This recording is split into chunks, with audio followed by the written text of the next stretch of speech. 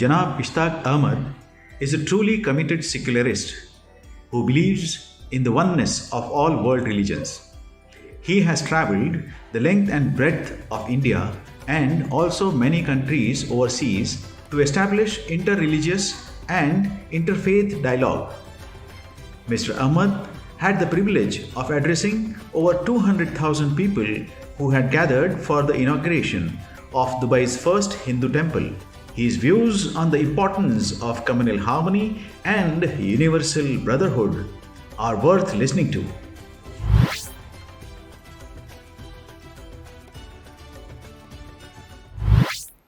औज़ुबिल्लाहि मिनश्शैतानिर्रजीम बिस्मिल्लाहिर्रहमानिर्रहीम।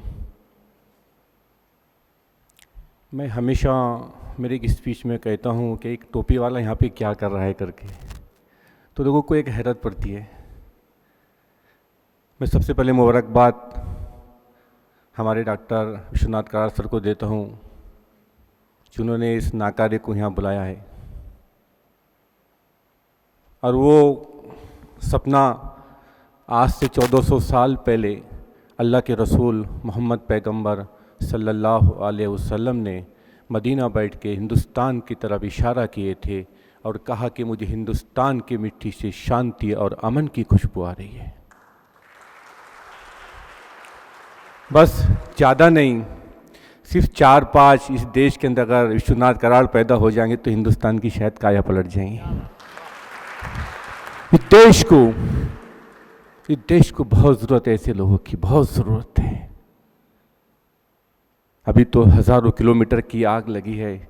मैं अगर 10 बकेट या 20 बकेट पानी डालता हूँ आग तो नहीं बुझेंगी, लेकिन जब भी इतिहास लिखे जाएगा ये लगाने वाले बल्कि बुझाने वाला था, तो बुझाने वाला बनना है। मैं आप लोगों से क्षमा चाहता हूँ। मैं तो आप लोगों की क्षमा के भी लायक नहीं हूँ, क्योंकि हमने आपका बहुत बड़ा हक मारा है। वो हक क्या मारा है? आपके मेरे 4 वेद है, अथर्ववेद, ऋग्वेद, सामवेद, यजुर्वेद। ऋग्वेद में लिखा है एक अंतिम गरणी सृष्टि मध्ये येत आहे, त्यामधून तो 31 बार मंत्र होईल, वो सर्वांच्या आखरी ग्रंथ होईल। और वो 31 बार मंत्र सध्या कुरान मध्ये आलेला आहे। त्या मंत्रीचे नाव आहे फबी अय्यालाही रब्बिकुमा तुकज़्ज़िबान। त्याच्या मिनिंग आहे अल्लाह म्हणता तुम माझी कौन से वस्तूला ठुकरावतो। कुरान जो पोती है वो कोई मुसलमानों के पिता की प्रॉपर्टी नहीं, सारे मानवसाठी है। ऋग्वेद में उसका उल्लेख आ चुका है। उस कुरान पाक ग्रंथ मध्ये 6666 श्लोक आहे, त्यामधून फक्त 553 मुसलमानाला अटॅच होता आणि 6113 श्लोक संपूर्ण मानव ज्यासाठी आहे।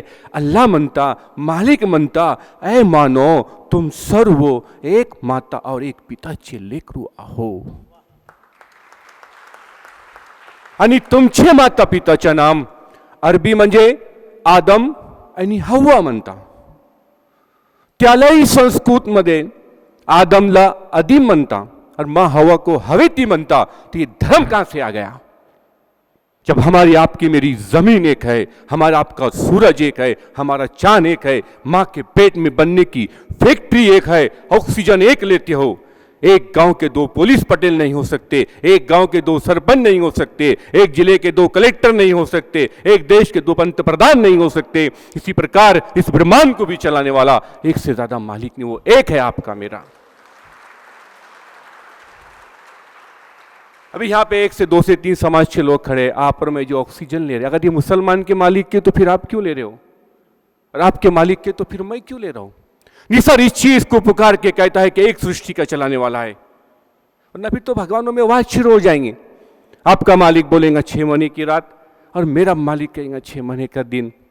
एक का मालिक कहेगा सूरज निकालने का, मेरा मूड ही नहीं, सिस्टम बिगड़ जाएगा। वो एक है तो कौन है, उसका क्या डेफिनेशन है, उसकी क्या परिभाषा है? अल्लाह ने उसमें कुरान में त्याचा परिचय दिलेला कि औज़ु बिल्लाहि मिनश शैतानिर रजीम बिस्मिल्लाहिर रहमानिर रहीम कुल वो अल्लाहु अहद अल्लाहु समद लम यलिद वलम युलद वलम यकुल लहू कुफुवन अहद। त्याच्या मिनिंग आहे की सांगा मालिक एक आहे, तो निरपेक्ष आहे, त्याला कोणाची गरज नाही। न त्याची कोणी संतान आहे, न तो कोणाची संतान आहे, त्याच्यासारखा दुसरा कोणीच नाही.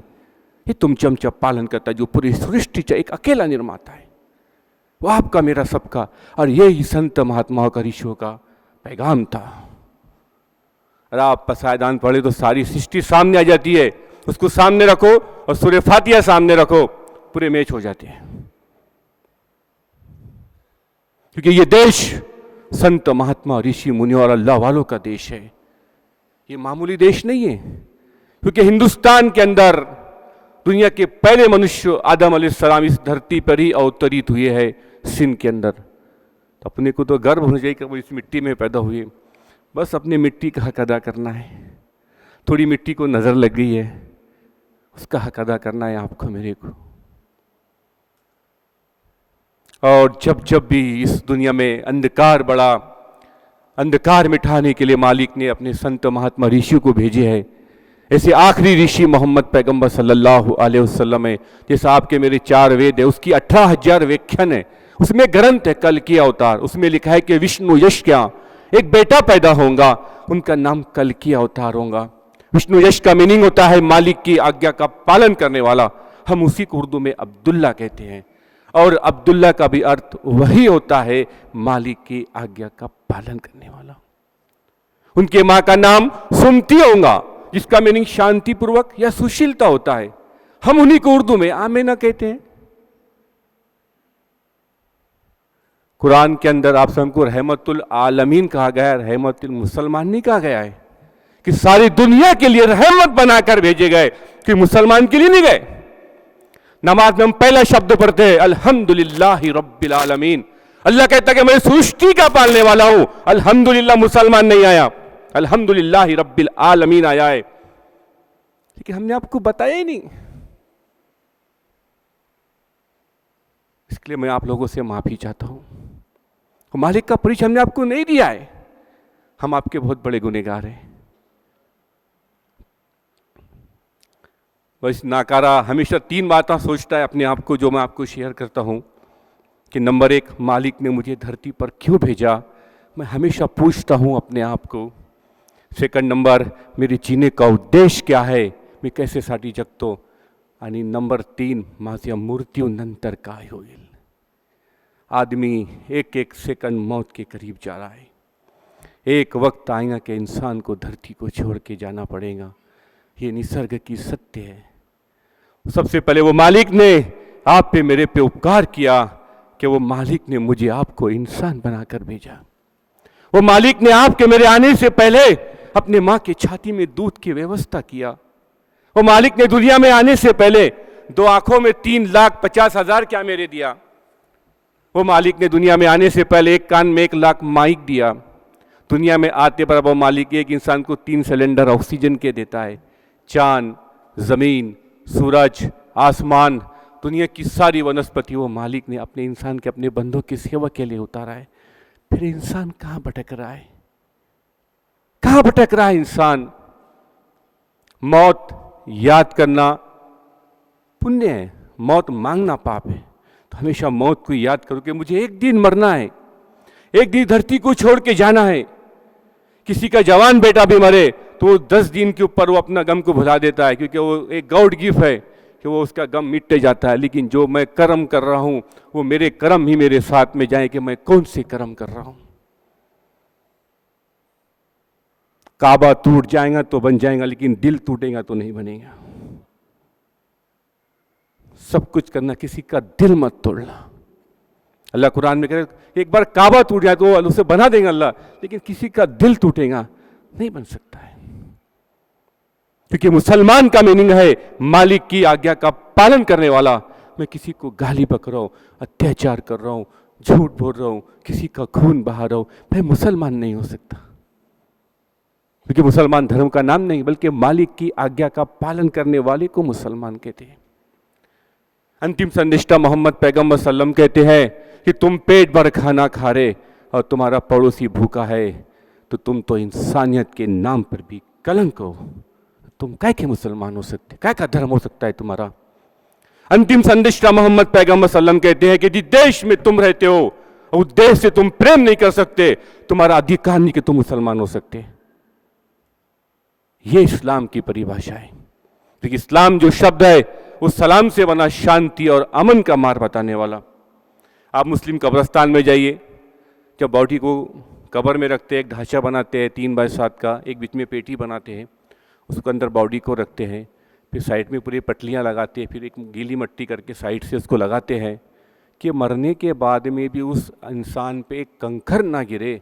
जब मरने के बाद में इतनी सुरक्षा है तो जिंदे पने में कितनी सुरक्षा होना चाहिए, ये सिखाता है।